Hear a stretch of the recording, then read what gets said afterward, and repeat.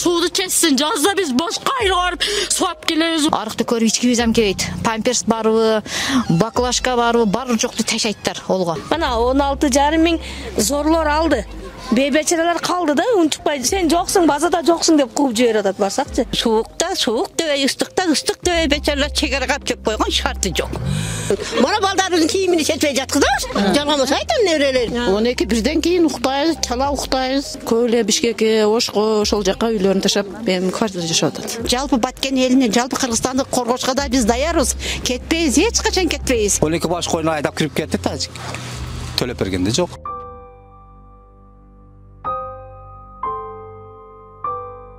Бул Тажикстан менен 3 тарабынан чектешкен Баткен районунун Самаркандек айыл өкмөтүнүн Паскарык айылы. 3000ден ашуун калкы бар айылга эл декабрда эле кайтты. Анткени Тажикстандын сентябрдагы аскерий агрессиясы мына ушул Паскарыкта башталган эле.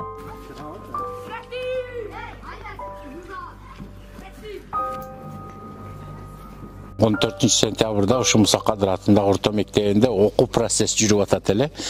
Түштөн кийин 2 сааттан кийин биз районодон рухсат сурадык. Районо өзүңөрдүн кырдаалыңарга карап эвакуацияны жүргүзгүлө деген буйрукту берди. Анан ошол 2 сааттан баштап биз балдарды үйгө таратып эвакуация кылдык. Ар бир окуучуларды. Андан кийин ошол согуштан кийин ок атуулар болгондон кийин балдарда окуу процесси 1 ай окуу болгон жок. Азыркы мезгилде абалыбыз Муса Кадыр атындагы орто мектебинде тынч, жакшы, кырдаал өтө жакшы болуп турат. Окуучулар дагы мындайча айтканда бир 80% окуучулар окуп жатат. Эми азыр бизде эле ушул убакытта дагы айрым бир кеткен окуучулар келсе, биз сөзсүз түрдө Муса Кадыр атындагы орто мектебибизге өзүбүздүн окуучуларды кайра алууга биз даярбыз. Себеби кырдаалды биз көрүп, түшүнүп турабыз. Айрым бир ата-энелердин шок турган мезгилде балдар дагы шок болуп калды, коркуп турат. Биз бул абалды түшүнөбүз. Ошол үчүн кечигип келсе дагы биз окуучуларды алганга даярбыз. Негизи ошол жаңжалдан кийин балдар окууга келди, анан мындай балдар арасында маанай өзгөрүп же бир ушундай жабыркаганы байкалган жокпу психологиялык жактан? Балдардын эми ошол окуучулардын арасында эми корккон, андай мындай психологиялык жардам болду. Анан помощь жардамдар келди. Анан мугалимдер дагы тез арада ичинде түшүндүрүү иштерди жүргүзгөндүгүнө байланыштуу азыр окуучулар толук эле келип калды. Негизи бирок сиздерге кыйын эле болсо керек, негизичи мисалы үчүн балдар ошо эвакуацияга болушат, анан 1 ай, 2 ай жок болуп кайра келишет. Мындай мугалимдерге дагы психологик жактан бул оорбу? Туура, бул өтө мындай оор. Азыр мезгилде биз коңушу Тажик Республикасынын жарандарга толук ишене албайбыз. Бирок балдардын ден соолугу, балдардын өмүрү биз үчүн өтө кооптуу. Биз аны сактаганга, анан ар дайым ата-энелер менен байланышып, булардын ден соолугуга дайыма көмөк көрсөтүп келе жатабыз. Ошол 14-күнү мектеп кандайча жабыркады? Эми ошол 14-күнү мектебибизге биздин спорт залга мына көрдүңөр бир 8-9 жерге автоматтын ошол октору тийди. Бирок ушундай болсо дагы биз коркпостон окуп жатабыз. Айрым балдар мына корккону айылда коркунучтуу, себеби Паскарык айылы Тажикстанга өтө жакын чегара болгондуктан ата-энелер кээ бирөөлөр коркуп делолорун алып кетишкен. Бирок алып кетсе деле азыр бизге өздөрүнүн айтуусу боюнча алар ошол башка мектептерде окуп жатышат экен, Бишкекте, Ошто. Бирок кайсыл убакытта алар келсе, биз кайрадан өзүбүздүн мектепке, ушул Муса Кадыр мектебине алганга даярбыз. Бул акыркы жаңжалда болгондо көп адам мындай сезбей, билбей калгандыгына байланыштуу. Ушул Селенаны МЧС тарабынан, Баткен району МЧС тарабынан коюлуп берилди. Азыркы мезгилде бул иштейт. кайсы эгер ушундай каттуу бир кокустук бир нерсе болсо, ушуну менен бизди эвакуация кылат да, элди анан мектеп окуучуларын дагы.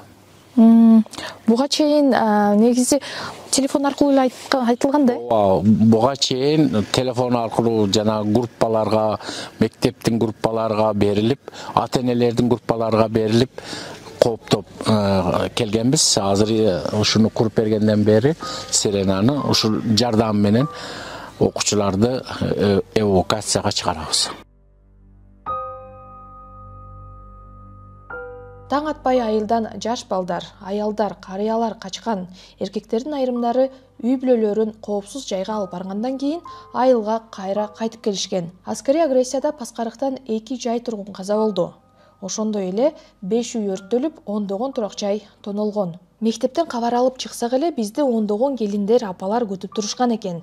Алар Паскарыкка журналисттер биринчи жолу келишти деп көйгөйлөрдү айтып берүүгө камданып жатышыптыр. Биз дагы ошол жаңжал болгонун угуп, балдарыбызды алып, ошо колубузга кирген буюмдарыбызды алып, бир аз. Анан ошо өзүбүздүн унаа менен Рабатка качтык. Ошол жакта 2 күн туруп, анан ошо боюнча Ак Турбакка барып жашадык. Кайра Баткен центрине келдик. Эң акырында Кадамжайга барып 2 ай ошакта жашадык квартирада. Келгенибизге эми 10 күн болуп калды. Азыр эми элдер бар, жашоо болуп атат. Бирок кооптуу. Кайрадан уруш болбойт деп эч ким айта албайт. Ошо коркуп жашап турабыз. Бул негизи Паскарык айылы Тажикстан менен кандай чектешет, ошону да айтып берсеңиз. Биздин айыл Тажикстан менен ушул П формасында чектешет да, 3 жагынан Чарку, Сур, анан бул жагы Шурап менен чектешет. Бизде ушул бир эле туш тарабыбыз эле эмеге качканга мүмкүнчүлүгүбүз бар да. Аябай кооптуу. Бизде биринчи очередь раса суу проблемасы өтө катал да. Таза суу вообще эле. Ошо ар бир үйдө жалган айтпасам 5-6 там бачоктору бар. Семьясы оорларда 10тадан бар, адай сары бачоктон. Анан коңшунун машинасы жүрөбү, жолдогу машиналар токтотуп шолорго артабыз. 2 күн суу келет, 2 күн токтолот. Бир кылда энди мынантып иштегилер ала албай калат да. Анан шолорду ошо ана арыкка барсак, арыгыбызга ham Тажикстандан суу келет да. Көбүнчө эле ол арыкты көрүп ичкибиз ham келбейт. Памперс барбы, баклажка барбы, бар жокту ташайттар олго. Ичкибиз ham келбейт. Анан таладагы эгиндерибизге суудагын ошол Чарку жактан келет бизге. Олар айны эге турган маалда, сугара турган маалда раса бизди кысып, сууду танкс кылып коет. Анан скважина суу чыгарып берген, о скважина сууан быйыл иттей кыйналдык. Мен өзүм талага нече жолу барып, мына нече адамдар менен уруштум чындап эле. Энди талабызга жетсе, ояктан алеге тосуп алаттар, бара бересин, келе бересин, 2 күн суу коесун, акмак болуп оям чыкпайт. Эгиндерибиз жакшы көгөрбөй эле түйшүмөн бербей, ошонтуп раса кыйналдык быйыл. Кургап калды. Анан анабы чегарадагы үлүш жерлердеги дарактар полный эле куруп калды. О чегарадагылерге эч ким барбай эле койду. Анан биздин Паскарыктын эли өтө коопсуз да. Манандача мындай жалпак тил менен айтканча кап элебиз да, биз кап. Байыркы. Мынтуу эле жолубуз бир жактан да ушундай проблема, анандай көйгөй болсо, ушундай эле чыксак, Шороптон ham атылса, шу жолубузга түшөт, Чаркудан ham атылса, жолубузга түшөт. Биз але мандыражан болуп калабыз чындап эле. Кечеги көйгөйдө мана балдарыбыз калып кетти. Машинасы жоктуктан, эжелер калып кетти, лично менин коңшуларым калып кетти, машиналарга ок тийди. Ошо бизге ушул неме жактан жардам берилсе, ошо машина коюп берсе, биздин айылыбызга алып качкандай ham ошо өкмөт жактан машина коюлса, аны ошо аялдарды, балалууларды ошо өкмөттүн адамдары алып кетет дагы, биздин эркектер ушул өзүбүздүн айылыбызды коргоп калат деймин да. Мана кече мисалы үчүн битта машина, бул айылдан ham нечте машина болсо, полный эркектер бизди алып чыгыш үчүн алып кеттилер да. Ошого көбүнчө эркектер кабай калды дагы. Ошентип айылды тоноду да, мана чаркы жактан кемиде 40-45 үйдү тоноп кетти. Бизде өзү ушу өрүк менен эле тирикчилик кылсак, мал менен тирикчилик кылсак, малларды, өрүктөрдү полный эле урдап кетти да. Аны енді мана кыш келип атат, азыр көмүрүбүз ham проблема болуп атат. Жылда мындай маалда 5 каптан көмүр берет эле, оны ham бербей жатат арзан баада. Ол ham жок болуп атат. 14 сентябрь күнү капыстан эле тажиктер кол салышты. Андан кийин бардык элдер качып кетти. Ошондон кийин эртесинин күнү эле карасак, бизге кабар барды. Биз Раватка качтык да бардыгыбыз, Паскар элин бардыгы.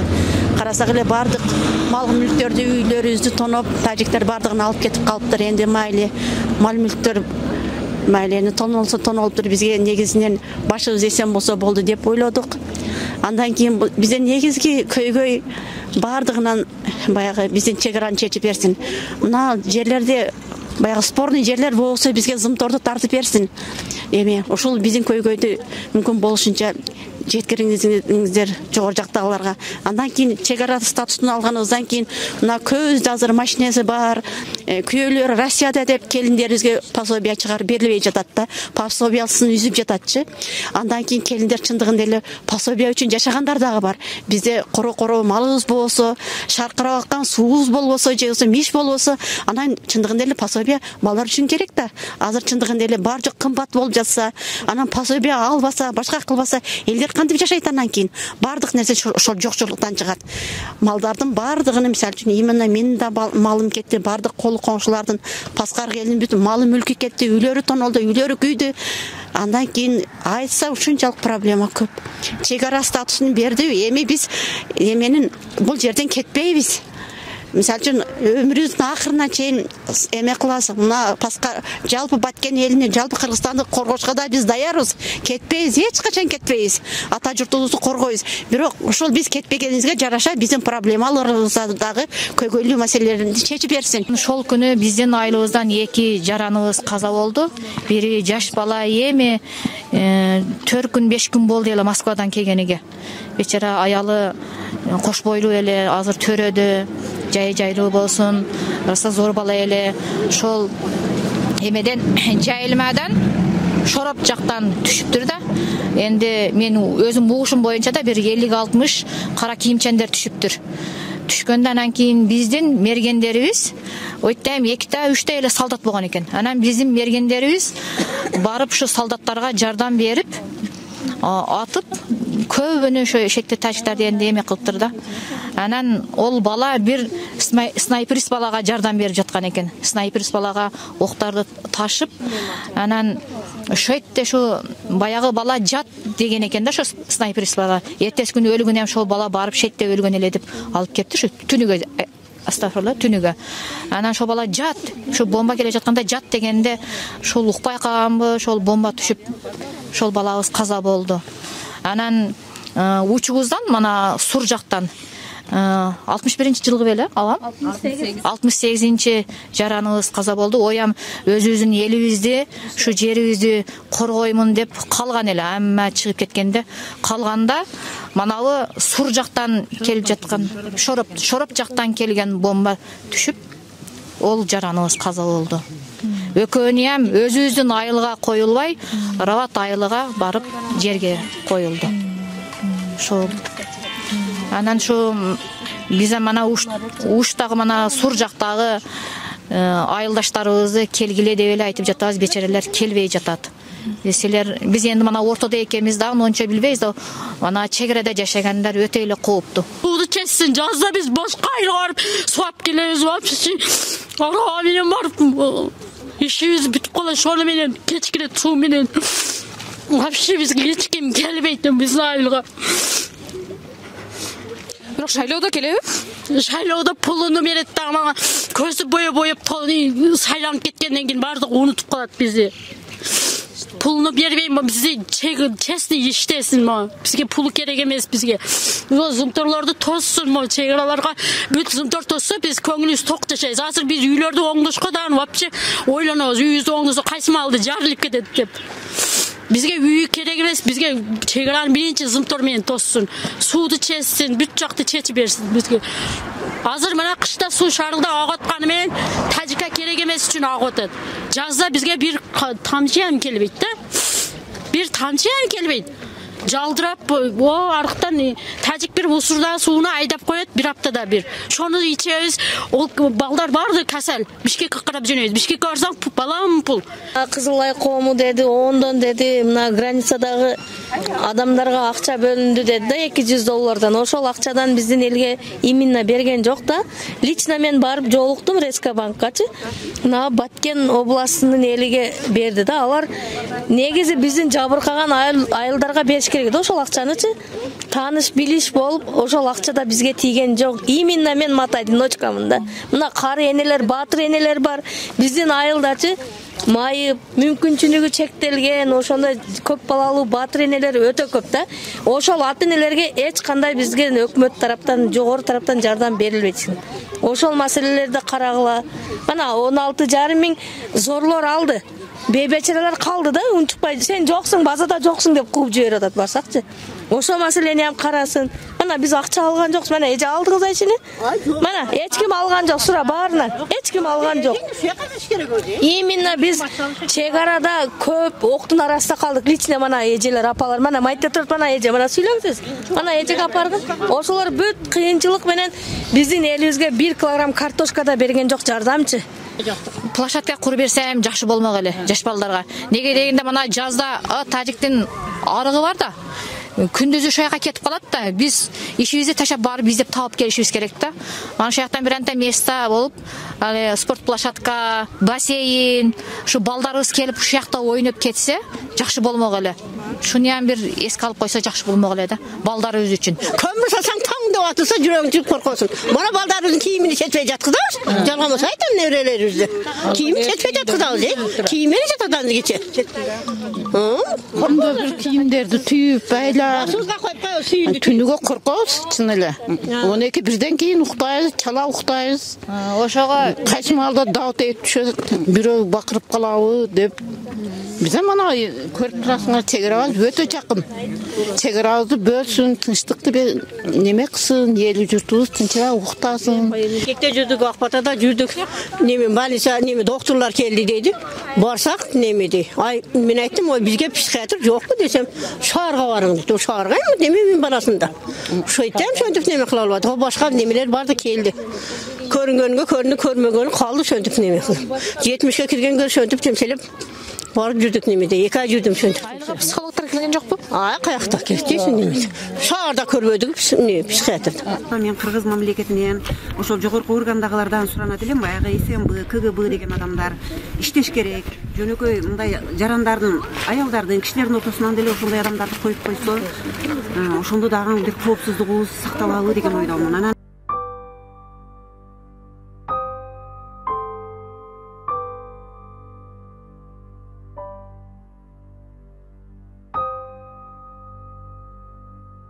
Паскарык айылынын тургундары менен сүйлөшө келгенде алар жайыт маселеси дагы бул жакта көйгөй жаратып жатканын айтышты. Андай эмесе бизге төрага эмне маселе болуп атканын айтып берет.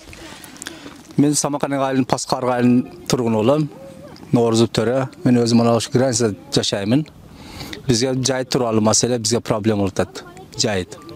Мына көрүп атасыңар, мына дөң бизге карайт эле. Мындан кетет, мына кырдын арт жагда бизге карайт эле. Жайыт жүргөзүм. Мына 2 жылдан бери мына жалаңга өткөнгө да койбой койду тажиктар, солдаттар. Өтсең эле келип кууп, территория биздиги дейт. Биздин солдаттар болсо карайт, алар эми территорияны ары өтпөйт. Ар жака өтсөң, тажик солдаттар келип куугундайт. Мына былтыр февраль айында биздин койдун майытелине келип 143 башты кууп ары камап, 3 башыңызды алып калды. Бербей койду. Алар эми берсе бербей калсын деп. Мына жайыт жок бизде мал бакканга. Каякта багайык. Даже мана огородда даже суу жок. Полевой же питьевой суу да жок бизде. Малдар ошол уурдалып, жоголуп, чек арадан ары өтүп кеткенде негизи компенсация берилеби же төлөнүп берилеби? Кандай болот ошол жагы? Жок, төлөнүп бербейт. Мана былтыр мен өзүм 2 эчки мана кошун бир коюн алып калды. Төлөп бергенде жок. Мана чыңыз мана чаңыз застава. Төлөтүп берем деди. Начальник участковой биздин милициялар төлөтүп беребиз деп. Төлөтүп берген жок. Кайта эле бизди басмалайт. Кой, унчукпай эле кой. Төлөп берген жок. Mana kecha to'polonda mana бүт elning molini quvib ketdi. Men qaynagam o'ldi. Jarohat olib o'qdan o'ldi. To'polonda. 12 bosh qo'yni haydab kirib ketdi tajik. To'lab berganda yo'q. Ne только boshqalardan bodom mollarni haydab ketdi. Qo'ylarni haydab ketdi. To'lab bergan yo'q. Biz özümüzün canımızı özümüz bağı ılıkta oturağız. Bana kegen jokerlerge tan gün çıkıp men içim açışat. Bizim baldarımızdan hem yaş baldar kelip şetti qorup atat. Bana şart yok. Hiç şart yok. Bularga üy dağı yok beçerilerge. Tamağı kanday olur da yetişecek tamak beremiz. Yetişmesek bizden berelmeyiz. Şoğa mana şularga bir üy ana şerke bir şart tüz bersin deyeme. Kegen yardımda biz şularga berip şularga akça verevi, produkta jağınan verevi, ana şu soldatlarga şerke bir üy kerek. Обязательно bir üy kerek. Je svet bolsa bu beçeralarga, je kömür bolsa mana kömür yok hazır. Otura soğukta. Bu densoluk kerek de baldarımızday baldar bular. Bularda karaş kerek. Birinci şularda karaş kerek hükümet. Nege bularga üy seferbey ayday talağa manan tuvap kep koygan soğukta talada tıratlar bular. Bizi koruyumun dep. Bizim içimiz açışatat bular için. Biz kam karışıyoruz kerek. Biz yenemiz. Yüreğim sızdavat bulardı. Körgön sayın ben. Yüreğim sızdavat. Барын денсаулығы дағы начар болады да бұл суықта. Шындайым суықта, суық дөй, ыстық дөй бечерлер чегерғап кеп қойған шарты жоқ. Şu ayday talada oturarlar soğukta bitti vagonda. Tuğra emesse bu. Biz yukarı kengeçlerge kayrılağız, anaşeki aile hükümetlerge kayrılağız. İşteken bir kolundan keletirgen bizden çoğunlarga kayrılağız, anaşeki bir üy sapersin saldatlarga. Bizim içimiz açıkta, bizim en ele kogoyuz anaşı jokerlerden şetteki şartı kızım. Медиахаб 3 тарабы Тажикстан менен курчалган Паскарык айылынан сиздер үчүн элдин үнүн жеткирүүгө аракет кылды. Биз менен болуңуздар.